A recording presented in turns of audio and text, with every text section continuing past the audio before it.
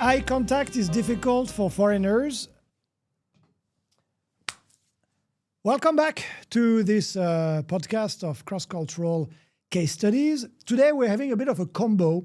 There are actually two cases that are apparently similar, but coming from two different people, two different authors, one from Nepal, one from Cameroon, but both of them studying in Germany.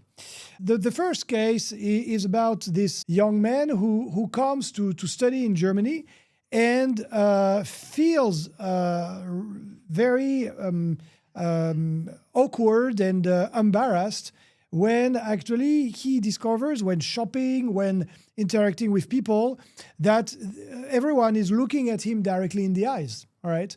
And in class, he's shocked by his American colleagues, because there are so American colleagues who have a very, I would say, direct conversation where they sit not far away from the professor, address the professor on the first name base, and of course have direct eye contact with the professor.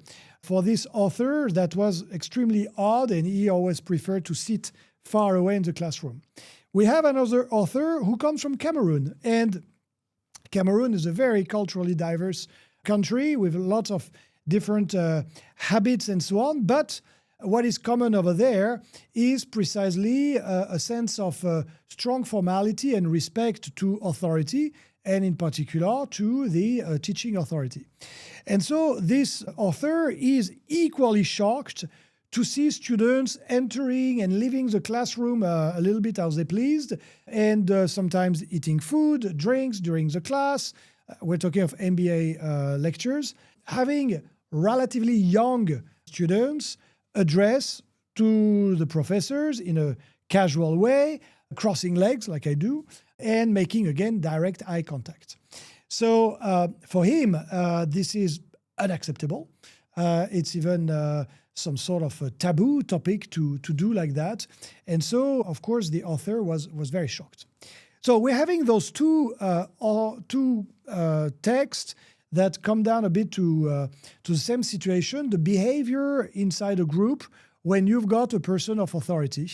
And that brings us to several levels of analysis. Well, first of all, eye contact. So eye contact is one of these non-verbal communication issues. So when we communicate, we speak, and also, well, we do other things. And when we mean non-verbal communication, usually we refer to hand gestures, the posture, the distance between us, the touching, the smiling, but also the way we look at people. And eye contact is so different from cultures to cultures, right? We've all been in this awkward situation where you're in public transport and you sit in front of a random person, and for a split second, you have eye contact, right? And you go and then we keep the eye contact sometimes, and it goes from, well, it's just a random look to, oh, that's getting interesting, to whoa, now that's getting too weird. And I mean, there's no word exchanged, no other signs, just the way, the intensity of how we stare at people. So across cultures, you easily imagine the variety of possibilities of understanding and misunderstanding. Should we look at somebody who's got authority, or should we not look at somebody who's got authority? In all families of the world, occasionally you've got parents who might scold their teenagers. That in one family you're going to have maybe the parent who will tell the kid, don't look at me in the eyes when I'm talking to you. How dare you? Look down. And the neighbor is going to say the exact opposite. How dare you? Look away. Look at me in the eyes when I'm talking to you. So that's really culturally loaded. And so coming to a meeting, whether in that case MBA courses, which is always a little bit special because we're having grown up as students, and sometimes the professors, they almost, they might be even younger than the students, but it doesn't really matter. We are in a group meeting, and you've got a presenter, we've got a figure of authority who's there. how should we look at this person? And so we're having those cases from Nepal, from Cameroon, where people don't dare to look in the eyes. They feel it's a breach of authority. It is actually a disrespect for the figure that is actually playing that role.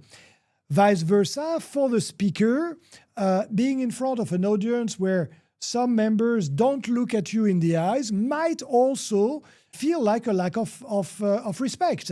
I'm talking to you, you don't look at me, how dare you? When in reality, the person is exactly doing that, being respectful by not looking at me. So it's very difficult to change your habits.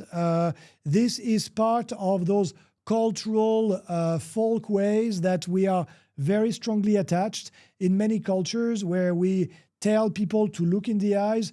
Looking away, it needs the difficulties. I mean, it's a strong effort, and vice versa. If you are used not to look in the eyes, forcing yourself to do so will be seen often as, well, I'm daring, I'm doing something I'm not supposed to do, and you feel a little bit different.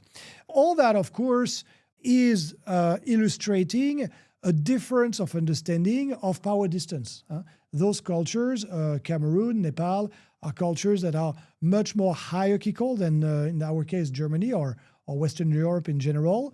And so the relationship between the lecturers, between the speaker, the manager, and the audience is much flatter over there than where those students are coming from.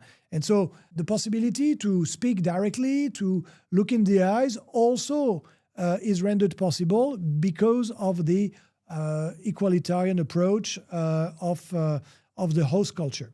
And finally, one word about the cultural shock, because when you travel abroad and you stay abroad, you experience sooner or later a cultural shock. And cultural shock comes from a number of reasons. All right, we're far away, the food is different, we get sick, we get lots of work, but also the fact that there are a number of cultural cues that are like millions of little details that are different from cultures to cultures.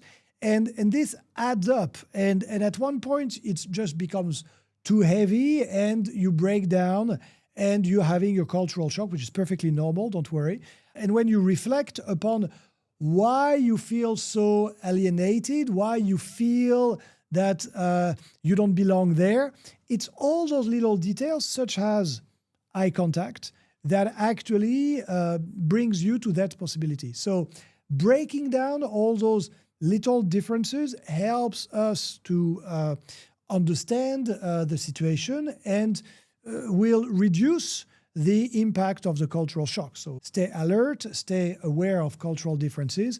And so sometimes just the way people look at each other can be important.